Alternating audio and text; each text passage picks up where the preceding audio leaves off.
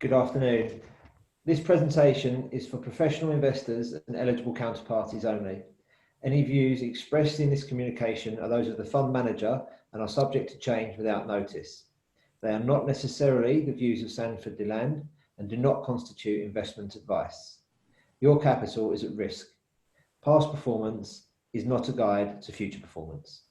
Good afternoon, everyone, and thank you for joining us today. Delighted to have you on the call. My name is Jody Wheelhouse. I run distribution for Sanford Deland across both their funds, and I'm delighted to be speaking with you. We're joined by the full investment team of Andrew Vaughan, Keith Ashworth-Lord, and Eric Burns. We're going to be primarily hearing from Andrew today, who's going to run us through a Free Spirit update and go over the Sanford Deland business perspective methodology, which applies very much to both funds. We'll also hear from Keith and Eric throughout the call on Buffettology. And then we're going to spend some time looking at how you can hold these funds together. But I'll start just to frame your thinking by saying it's not a binary choice between the two. They complement each other by giving you a common process that you can then use to get greater exposure to business perspective investing by holding them together. So it's the same methodology, but very different portfolios. And just to sort of give you a rough idea, they've only got one shared holding in their top 10s and only 15% stock crossover throughout the rest of the fund. So there really is a good case for holding them both together. Our call is likely to last around about 40 minutes. I hope you enjoy it. Please do ask any questions that you have using the Q&A function on your screens. So just very quickly, that's the house overview there. Both funds have been doing very well. We've been very lucky, or very proud, I should say, to have at various points this year, Buffettology and Free Spirit Free Spirit and Buffettology at 1 and 2 in the sector over 3 years. You'll see there as well that the flows have been positive for each fund as well. Considering the year that we've had, we're very happy that our investors, many of you who are on the line, have stuck with us and continue to support both of our funds. So for that, thank you very much. I will just touch more specifically on Free Spirit performance now, and I will touch on Buffettology's later on. I don't think I can overstate how impressive this performance is. I mean, there's a lot more experienced people on this line than me, but I've never seen a fund that's done what Andrew is doing there, year to date, 1 year and 3 years, quite markedly ahead of the sector. You'll see on the chart on the left, he's recovered all of the drawdown from March. And to have done it through the environment that we've all gone through, I just think it's very, very impressive, and I think it validates everything that Keith, Andrew, and Eric are all doing. I can send you more about this if you need it. Just ask for it afterwards. But I'll just hand over to Andrew now, who will take you through Free Spirit and the business perspective methodology. And please do use the Q&A function, which we'll get to at the end. Thank you. Thank you, Jody, and good afternoon, everybody. Thank you very much for your interest in our two funds. I'm just going to extend what Jody was saying about the performance, to try to sort of get across, why it's outstanding for both of these funds. We are doing something very different in the way that we look at companies, our process. I'll come on to that in a minute. But also, if you look at the performance this year with Free Spirit, I can attribute it to quite a few things. One is we've just managed to entirely avoid some of the most troubled sectors in the stock market. This is what our process has enabled us to do.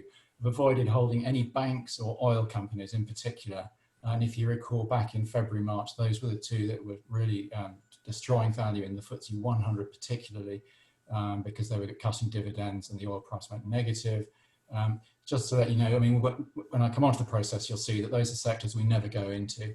And Free Spirit also managed to largely avoid hospitality, travel and leisure as well, which obviously were sectors that were hit very badly.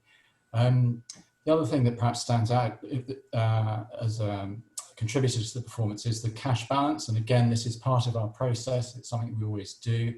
But going into the very big downturn at the end of February, Free Spirit was holding nearly 20% in cash, which is the maximum it's allowed to do. Now that's in part a function of inflows that we'd had, although actually the fund had outflows before that. So that's only part of the story. But that cash has enabled us to add to holdings down at the bottom. And again, it's our process that gave us the confidence to do that. So we didn't just sit on that cash throughout the dip. We really put it to work, and our process enabled us to be ready to do that. We've also obviously got some really great businesses, which I'll touch on in a bit. But there's some, we've got particularly exposure to some software businesses and businesses with great recurring revenues. And I'll come on to that in a minute. But just to give you a summary of the actual activity in the portfolio, as I mentioned earlier, I'd been hoarding cash and was ready, and that wasn't because I felt there was any market downturn upon us. I've got no particular foresight into the direction of markets. But the point is, we had companies that we wanted to buy, but we just felt the price wasn't right, and that's really why cash built up, because I wasn't seeing the valuations I needed. So of course, when markets sold off, I was ready to go. These companies were researched, they're on the watch list, and we were able to use the cash as prices fell away. And the additions were YouGov, which is a market research business, has some, really, well, as all our businesses. I won't go into detail of these now because there's a lot to get through, but we added YouGov, Intertech, which is a FTSE 100 company, just to let you know that I first researched 15 years ago. I've been waiting for an opportunity to get that into a fund. So that hopefully gives you some insight into our style. Alicosoft, which is a small cap, it's actually a micro cap, it's below 100 million. So an opportunity there. And then subsequent to that, so that was the sort of big activity during COVID, the COVID market sell down. And more subsequent to that, it's been a case of actually just in a more measured way adding companies. It's roughly been one a month since then. On the sales side, I could just give you a very sort of broad brush rationale for these sales. Only one of those sales was as a result of the pandemic. So the portfolio really hasn't been wrong-footed by world events. SSP Group, which is the one company I'm referring to, is in the travel business. It provides food outlets at airports and railway stations, and as you can imagine, that business is very badly hit. However, as part of our research, I was always aware of the dangers in that business. It also had quite a stretched balance sheet, so we just acted very quickly on that. This will come out in the sell discipline later on, but that was the only stock that we got out of. Moved very quickly and got out at over £5 a share. It went to 150. Had to be refinanced, etc. So that was a good move to have acted very quickly there. And then the other two are actually, the other three, Trifast, S&U and VP, are businesses which absolutely still fit in with business perspective investing. They're just companies that I inherited in the portfolio, and just over the course of the subsequent year, just haven't been able to get enthused about their sort of nearer term prospects. And so just really from a portfolio management point of view, to keep that performance moving forward, I don't want to have a long tail of underperforming businesses. So for me, I prefer the money to be concentrated in at least 20 of the 27 holdings that are actually doing well. So we sold those, they were all sub 2% holdings. Okay, Jodie, if you want to move on to the next slide, please. So I'm just going to come back to our process because this obviously applies across both of the funds, and it has provided an anchor line in this. It's been such a difficult year in the markets, but I think it's very easy to get wrong-footed, to get whipsawed by the kind of movements we've seen in markets. But this business perspective investing really gives you that anchor line in a storm, and it served both funds very well. So what we mean by business perspective investing, we don't think about shares as being casino chips. We're interested in long-term, very committed ownership of businesses. So as I say, it requires a long-term view. It requires us to tune out of the city as much as we can. It's very easy to read lots of research coming from brokers. There's often little minor tweaks to earnings forecasts, short-term share price targets, and we really try to zone out of that as much as we can. Keep focused on where we think these businesses are going to be 5 or 10 years down the track. So the kind of businesses we go to, as you can see, we have a two-stage process. We're looking at, first of all, we're looking at the business. We look at that completely independently of price and valuation. It is, we do keep the two stages separate, although of course they both contribute to the investment decision. Kind of businesses we like, they have to be, first of all, we have to be business analysts before we're securities analysts. We have to really understand what's special about the business. You know, why is it generating the kind of returns that are attracting us? So yes, we get high returns on capital. We expect strong free cash flow. We demand strong free cash flow, high conversion of earnings into cash, and generally a very low requirements for capital, which of course is what's contributing to the high returns on that capital. And of course, robust balance sheets. And in Free Spirit's case, it's 16 out of 27 holdings, so 60% of the portfolio is either no debt at all or net cash, and it's a very similar picture in Buffettology. Senior strong management as well. You know, we like businesses that management that act with the owner's eye. In Free Spirit, it's very common to find businesses that are 20-30% owned by management. I've got one that is 58% owned by the founding family. This is a £1 billion property company, which gives you an idea of how profitable these businesses are, how little capital they need, that these owners have been able to hold on to the stakes of the size that they have. So I've just got one thing to add before we go on to that, which is part of our analysis before we look at valuation, is we do an economic review as well. And I think this is something that perhaps singles us out from other investment managers.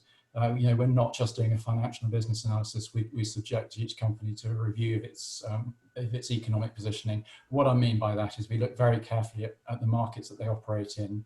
We think very carefully about the scope for new entrants to come in, who the competitors are, you know, what scope there might be for price wars to break out, etc. And we look very carefully at the sort of bargaining position of the customer with the company, and the company's suppliers with the company as well. And industry rivalry, again, that's something we really try to understand, because these are the sort of factors that really determine the longer term performance of these businesses, rather than the sort of near-term things which the city is focusing on. And then on valuation, I just should say that, you know, we only ever look at valuation when a company has passed all the stages I've just mentioned, and we base our valuations, our assessments of fair valuation, on a discounted cash flow model, and we're discounting back. We have a very high required rate of return of 10%, which I would suggest is probably higher than most fund managers are using in the city. And that gives us, you know, for the companies that make it through, it gives a very sort of decent margin of safety as well. Jodie, I'm ready to move on now, please. Thank you. So in this slide here, it shows you how, you know, obviously there's an initial, you know, potentially there's a universe of 3,000 odd companies out there in the UK market. But, you know, of those that are actually passed through our filters, that's down to about 45 to 60 companies. And then this, in turn, when you apply the valuation test, that cuts it down again to the sort of concentrated portfolios that both Keith and I are running. Okay. Jodie, could we move on, please? Here are some company attributes, these are some of the things, if you ask me to put my finger on some of the things that have really made these companies perform well for Free Spirit, you know, here they are. Economic moats I discussed earlier on. You know, this is all about keeping the customer locked in and keeping competitors locked out. You'll find that there are moats that we can identify in every single business in Free Spirit's holdings, and I'm sure Keith will say the same in Buffettology. This concept of embedded customers, I put a lot of focus on this, and again, you know, I don't see it coming out of the city at all. You see people just talking about sales. They might break it down into price and volume. And that's probably as far as the analysis goes. But for me, I want to know a lot more. We want to know what is happening in the business. You know, why are those customers choosing this product rather than another, and how embedded are they? And what I mean by that is, you know, how easy is it for them to go elsewhere. So the kind of things we like to see are long-term contracts. We like to see businesses where the customer perhaps has worked with our business to develop a product or provide a service. They become quite ingrained. Software is a big thing where we have very long-term contracts, and there are huge costs, switching costs associated with the customer moving away. Experienced management teams I've mentioned, management ownership I've mentioned as well, you know, very high instance of management ownership in our businesses, easily manageable debt.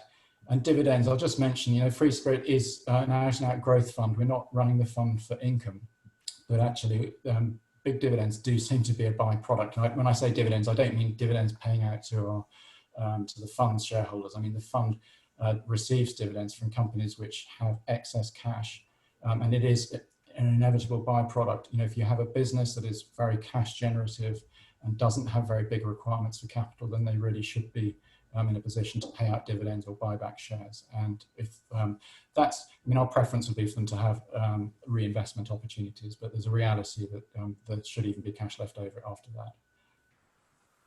On the next slide, please, I'm going to just talk about how these moats filter down into the portfolio itself. There's just some examples there. Intellectual property is a great economic moat. It's a great way of keeping people out. It basically precludes people from copying what you've created. Intellectual property also has a wonderful attribute that there's a cost associated with creating it, but it then can generate revenues for many years ahead with no costs attached. Turns businesses into wonderful compounding machines and makes it very difficult for competitors to get in. We've got Bloomsbury Publishing in there. There's also many others.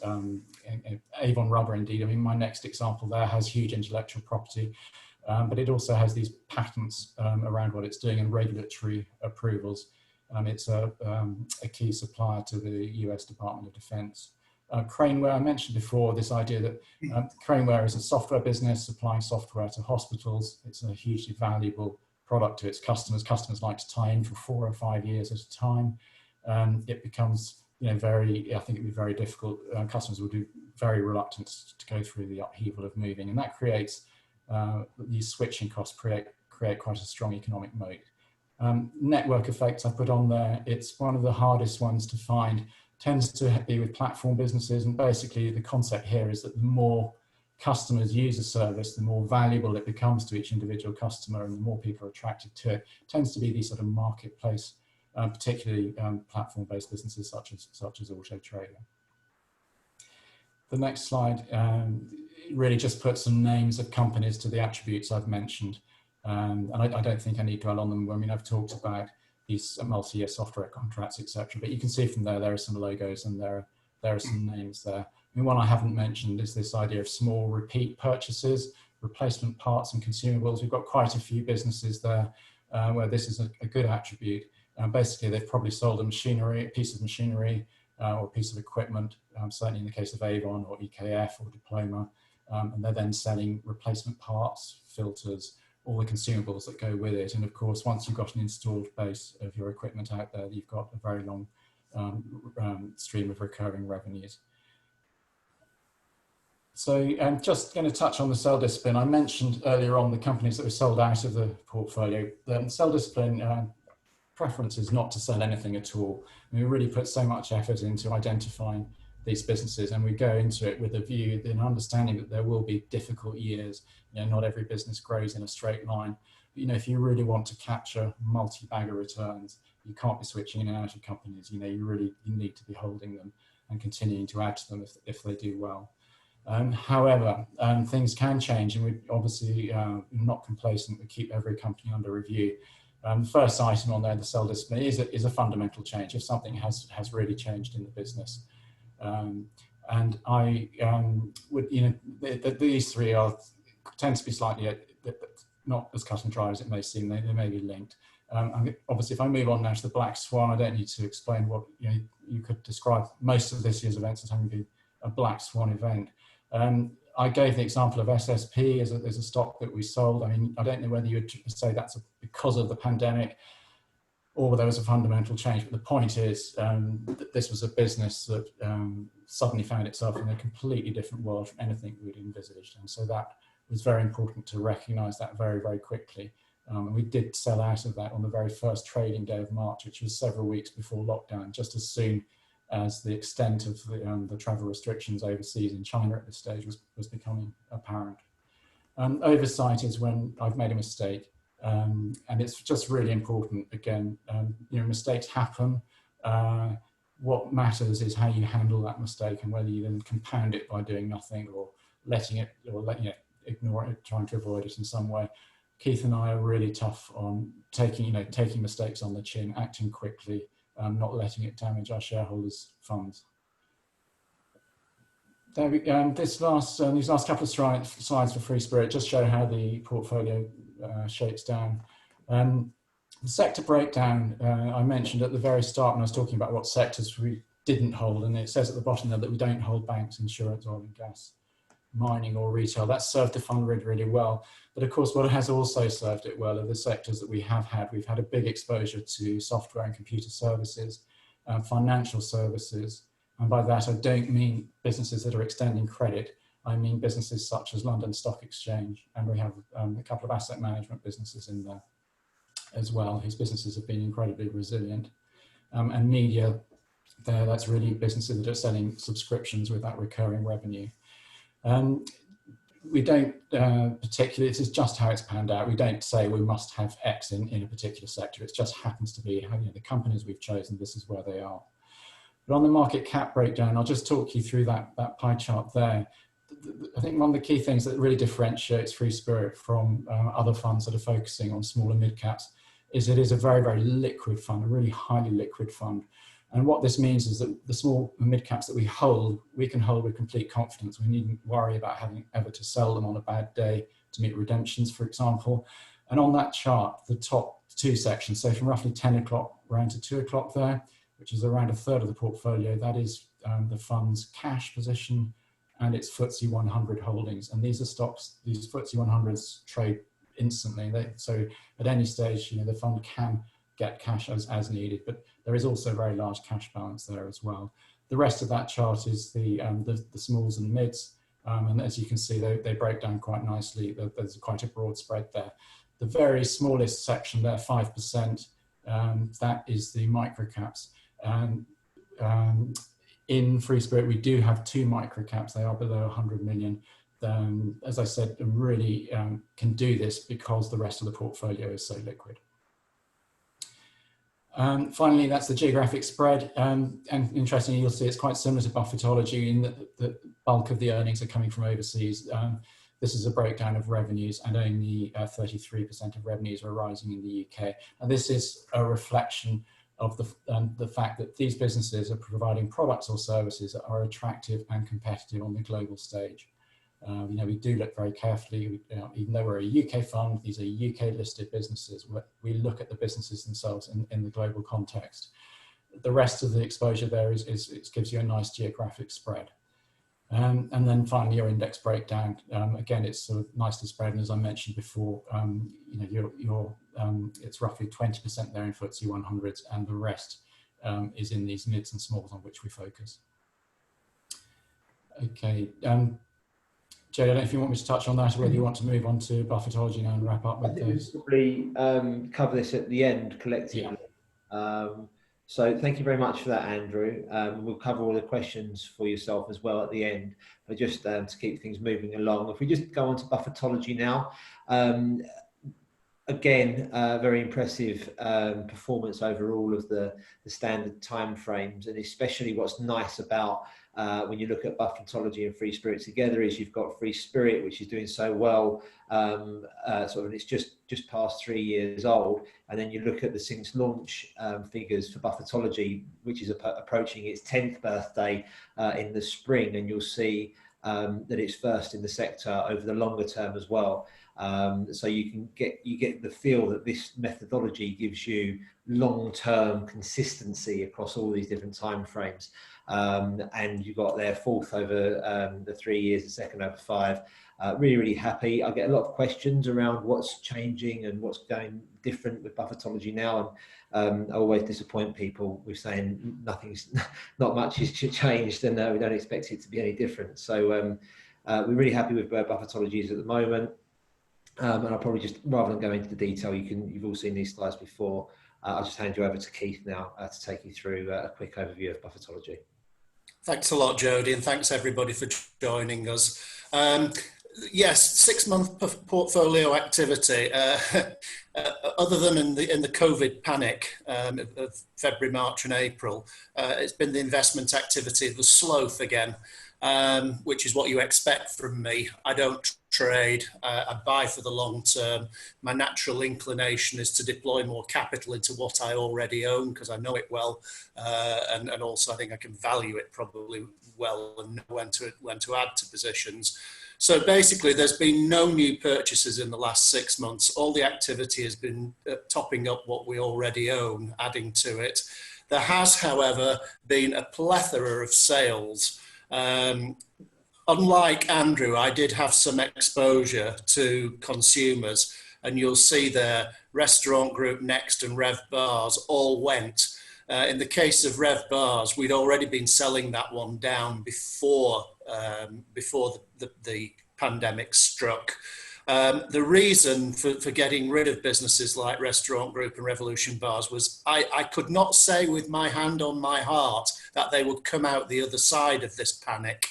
And I quite like to boast about the fact that in my whole investment career, I've never had a company go bust under me, and I wasn't about to start now with what has to be the most unprecedented circumstances I'd lived through. So we cleared out all of our exposure to businesses that I thought were most at risk. In the case of our partner, that was a legacy issue. It was another one we'd been selling, and we'd largely sold that holding down. It just happened that we sold the fag end of the holding right at the bottom of the market in March, but we were clearing out of that one to start with. And because of this activity that we've had, our 12-month portfolio turnover rate has climbed from its usual 1 to 1.5% up to 3.3%. So average holding period has come down to about 30 years. Just by way of what it says on the tin, 14 of the investments in the portfolio at the moment have been in that fund's portfolio or were put into that fund's portfolio during the first 9 months of its life. So in 2011, 14 of the investments put in during that time from April through December 2011 are still with us. It's just really, demonstrating that I don't basically like selling at all, and I don't sell unless it's for the same reasons that Andrew has already alluded to. Next slide, please, Jodie. Again, this is just replicating what Andrew has provided you with for Free Spirit. The market cap breakdown, this has always been a waterfront fund. It's always had small caps, mid caps, large caps, even mega caps in there. And there you see the breakdown by market capitalization for the fund. Slightly less cash than Andrew. We've currently got about 6.5% of the fund in cash, but that's because the post-COVID, post the 23rd of March, we've had some wonderful opportunities to deploy cash, and that I've done. Sector breakdown, again, it's a kaleidoscope. It's how it shakes down. But again, like Andrew, you won't see me near miners, you won't see me near oil and gas, insurance, banks, bleeding edge technology, and blue sky pharma. It's just not my bag. I don't understand it. My circle of competence is an inch wide and a mile deep. I don't profess to know an awful lot in depth about an awful lot. Next slide, please. Geographic earnings, again, just like Andrew, very similar, perhaps greater exposure to the Americas than Free Spirit. That's because we own 2 US companies. We own Berkshire Hathaway, surprise, surprise, and we also own a pest control business called Rollins, the number 2 pest control business in North America. So for that reason, we've got slightly greater exposure to the Americas, but by and large, it's a case of, products and services that sell the world over. They are in some cases unique, in other cases rare, and they're demanded the world over. And then the last one is just your breakdown by the various indices. The 23.4% in AIM, we have 3 companies whose market cap is over 1 billion in there, and the other 6 companies are all between 200 and 1 billion. So, they would normally fall into the sort of small cap fledgling area, or maybe just about make it into the FTSE 250. Next slide, please. Yeah, I mean, you can read that. It's you know, it is what it is. We look for to do more of the same. You know, if you ask me, well, what's going to change? The answer is nothing's going to change. We use the proprietary model that we've developed over many years now. That's a fairly unique thing to us. We might just ask Eric to come in on that in a few minutes' time, because he's something he's noticed. And in terms of methodology, process and style, there's been no change whatsoever over the last 9 or 10 years, and there's no change from what Andrew's doing with Free Spirit. Eric, do you want to just come in on you know, the models we use and what your opinion of it was when you first saw it? Yeah, sure thing. And good afternoon, everybody.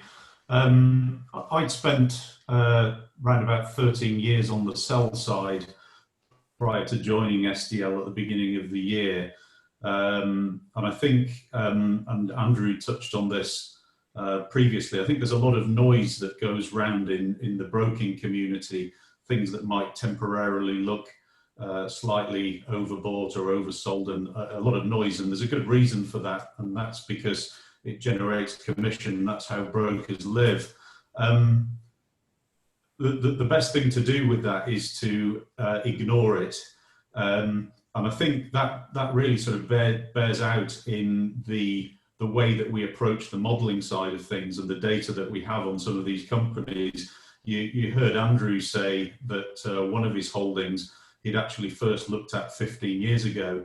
And one of the things that struck me coming into the business was the real depth of data models going back. I mean, Keith has some back to the 1990s. And as you're probably aware, it's quite usual for city analysts to look perhaps at the last couple of years and try and, you know, extrapolate how things might look in a year or two's time. But I think what a lot of people don't have and don't do is that real deep dive and looking back at the data going back as far as we can.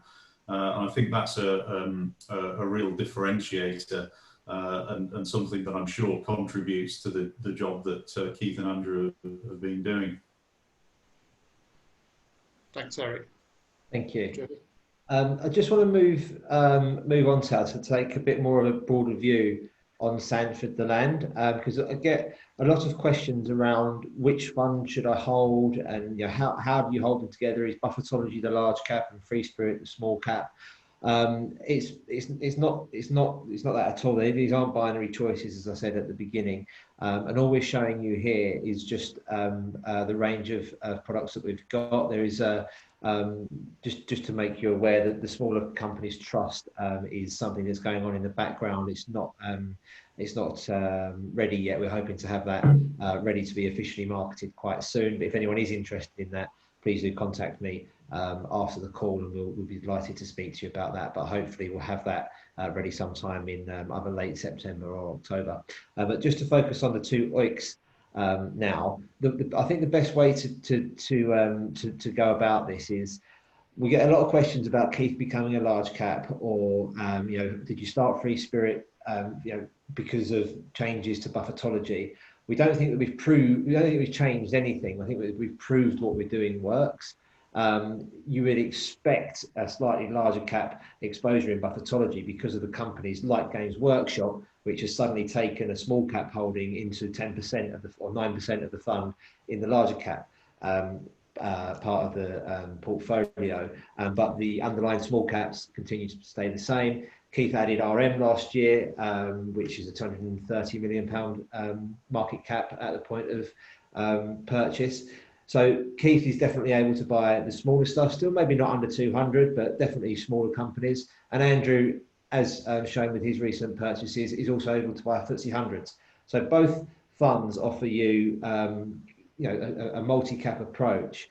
They've both got a common process. They're both long-term focused, but there's a limited crossover. Only one holding in each top 10 is the same. That's Games Workshop, and you're genuinely getting different exposures from these two different portfolios. So we've worked hard at getting that crossover down, and you genuinely can hold them as individual funds in their own right as part of your UK equity portfolios. just to look at it from a more risk reward point of view, and where, what do you gain by trimming down your Buffettology to hold free spirit? Well, I would contend that there are probably more suitable options to find the cash flow to buy some free spirit by looking elsewhere in the sector. Because if you look at these risk reward charts, free spirit and Buffettology are up here for a reason. They've got the same process. They both perform extraordinarily well, but they are different. There's only 15% crossover between these two funds. I'm not able to show it in a presentation because we don't have the FTSE licenses. But if anyone wants to discuss the kind of alpha correlation to the FTSE between these two funds, then we can do that offline. But that stacks up as well, and you can see that the areas free spirit and the areas that Buffettology are getting their returns from are different, and we can go into that more detail. But I would start to say that this shows you that you can look anywhere else across the sector and probably find better things to trim to find some money from free spirit and make that an equal holding. Obviously, you need free spirit to be a bit bigger, but as it grows, looking at that as an equal holding to Buffettology rather than a sort of watered down or a hybrid of both of them. Obviously, we welcome lots of questions on that, but that's just really the kind of thing that we're trying to leave you with, is that you can hold these both together, same process, different portfolios. So with that in mind, I don't know if Eric, or before we go into the questions, Keith, Andrew, or Eric, got anything to add? Nothing from me. I just think the overriding message to you all is we have a very well defined investment process. It ain't going to change. It hasn't changed in 25, 30 years, and it's not about to start doing now. So you should expect more of the same. Andrew or Eric, no? That's fine. So I'll just start off with some questions. Are there particular? How are you finding not necessarily idea generation, but is there enough around at the moment that's of interest? I'd say yes. I mean, for Buffettology, we've got one or two things on the radar at the moment. Unfortunately, we did miss a couple back in March. There were three companies in particular I really would like to own. And in one case it got nowhere near my target price, but in the other two they did. And I'll give you an example. One of them was Spirax Sarco, which I've known for donkey's years, the steam people. That was a business that I was looking to enter at around about £60 a share. They got down to, I think, about 64 or 65. I passed the opportunity and waited for them to get down. And they then turned and took off like a Falcon 9 rocket, and they're well over £100 a share now. But that's a sign of the discipline again. So yes, there's things that we're finding. There's things at the smaller end that we're finding. Andrew, you're working very hard, aren't you? I've got there's a couple of holdings. There's two I'm really hoping to be able to add this month. They've got results coming out, which I'm just sort of waiting for sort of final sort of confirmation of how they're dealing with some of the challenges that are going on at the moment. I think fair to say that there's no problem of finding the problem is valuation rather than quality. I've got, between us, we've got quite a long list now of businesses we'd like to own, and it's a question of getting the valuations we want, which is harder. But again, our process gives us, we've got the cash there ready to do it. Certainly Free Spirit's all teed up with some ideas. Let's have a bit of a market shakeout so that we can get them in. And Eric, do you want to just touch on our views about how companies have done the right thing in the very short term, but they may be finding as the year pans out there are a few more challenges to come? Yeah, that's right. As Andrew said, we're not ones to predict the directions of markets, but I think probably some context as to how we view the world is probably relevant. In many respects, the immediate aftermath of the market panic in March was the easy bit. Companies stopped their divvies, they turned off the capex taps, they furloughed staff where they could, and that was a really actions of self-preservation. We very much feel that the position we're in now, sort of 3 to 6 months on, that we're about to live in the truth as we refer to it. companies now, and as we go into a reporting season this month, and we're already seeing it, there's a lot more flesh on the bones of what the, in inverted commas, new normal means, and how that's starting to impact some of the business models of many of the companies in the market. So from our perspective, this period really from now until probably the end of the year, we feel is going to be quite quite interesting as fund managers, because we are going to start to see what's really happening under the bonnet, rather than the easy bit, which, as I say, was the immediate knee-jerk reaction to effectively the economy going into hibernation.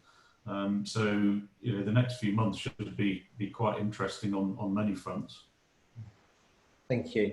I've got a couple of administrative questions that I can quickly take care of. Yes, we are in the process of speaking with the independent ratings agencies for Free Spirit. We know how important that is, but obviously we're guided by their processes, and hopefully we'll be able to update with some forward steps there. But yeah, so watch this space, and hopefully we'll have an independent rating for Free Spirit as soon as possible.